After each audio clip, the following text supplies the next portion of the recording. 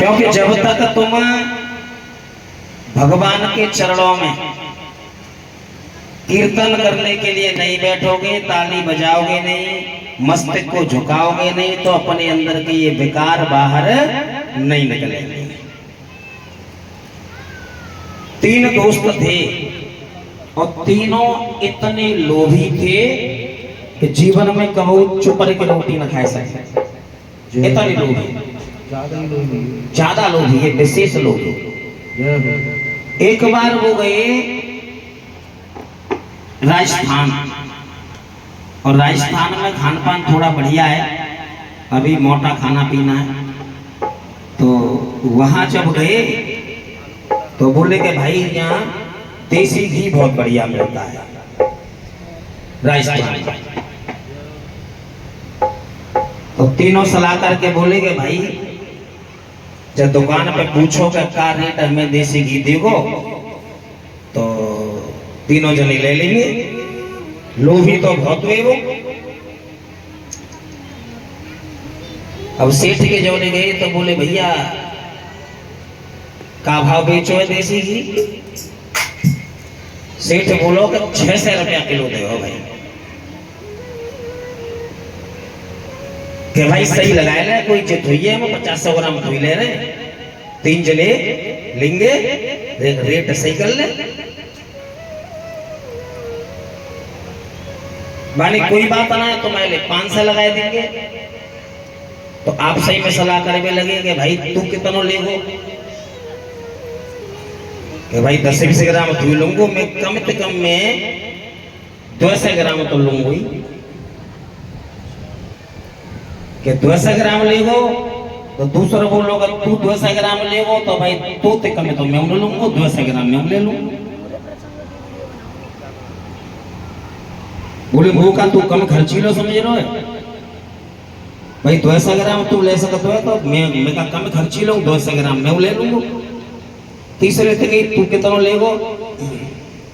बोलो भाई 200 ग्राम मैं ले लूंगा। तो बात सेठ थे कही भाई देख 10-20 ग्राम 50 ग्राम ना ले रहे, तू सही लगा तो हम 200 ग्राम तीनों जन ले देसी घी दे यहाँ लेंगे।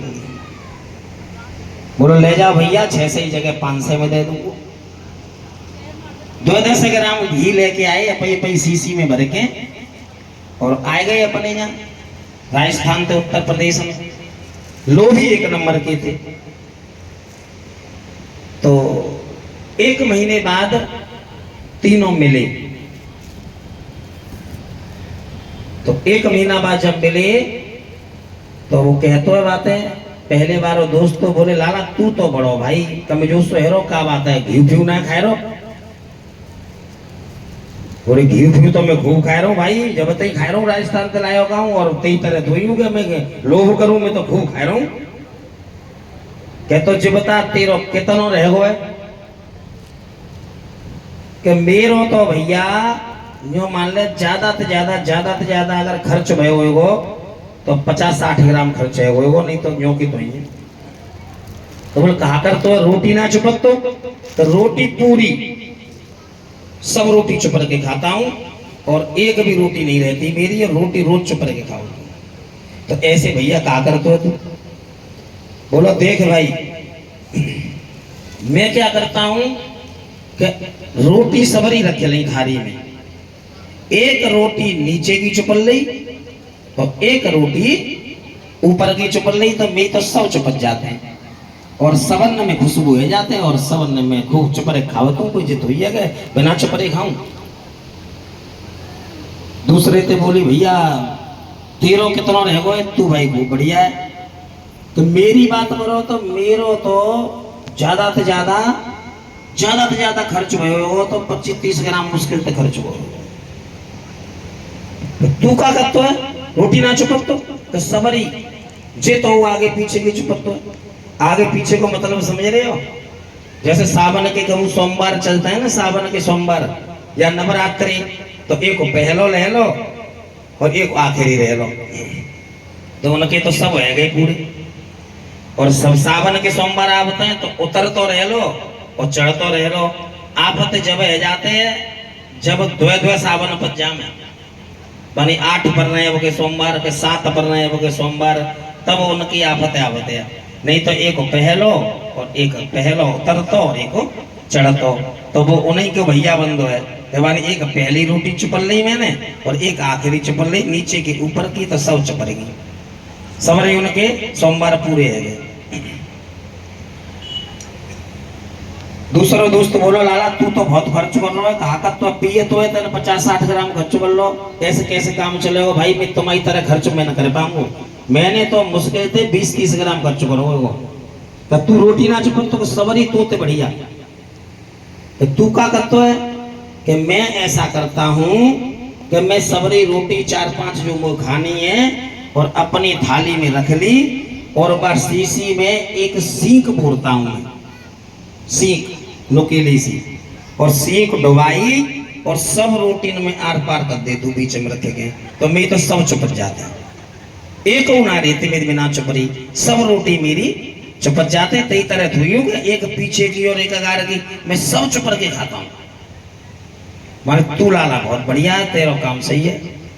तीसरे ते पूछी भाई तू क्या करता है, तेने कितना खर्च कर लो, बोले भाई देखो तुम्हारी तरह मैं न खर्च कर पाऊंगा, मेरी कैसे पार पड़ेगी, मेरो तो मुश्किल से जो मान लो कि अगर खुशबू उड़ गई हुई तो उड़ गई हुई, नहीं तो मेरो ना भाई 5 ग्राम खर्च। भाई तू क्या करता है, रोटी ना चुपत्तू, रोटी पूरी चुपत्तू, सब रोटी ने एक करके चुपत्तू।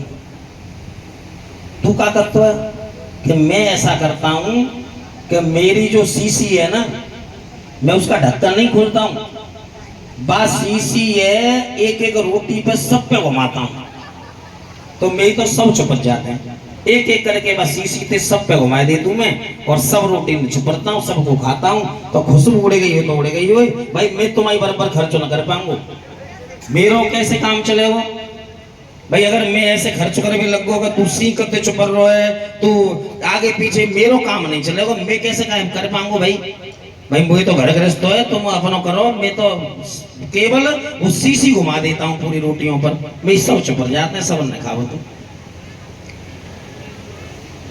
तो इतने लोभी। तो कहने का भाव ये है कि जब तक बस शीशी को ढक्कन तुम न खोलोगे ना, महापुरुषों के पास आकर, भगवान के दरबार में आकर, जब तक जब माथे न टेकोगे, जब तक जे ताली न में तन कछु कष्ट न करोगे, जीवते कछु बोलोगे ना है, तो मन के अंदर जो विकार भरे हुए हैं वो नष्ट नहीं होंगे।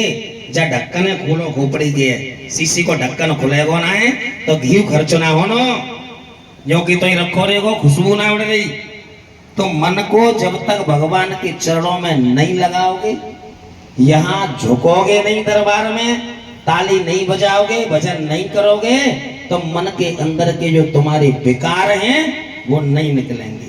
आदमी झुकता है तो उल्टा होता है ना, उल्टा होता है तो ढक्कन खुलता है और विकार निकल जाते हैं, अंदर से निर्मलता आती है, झुकाव।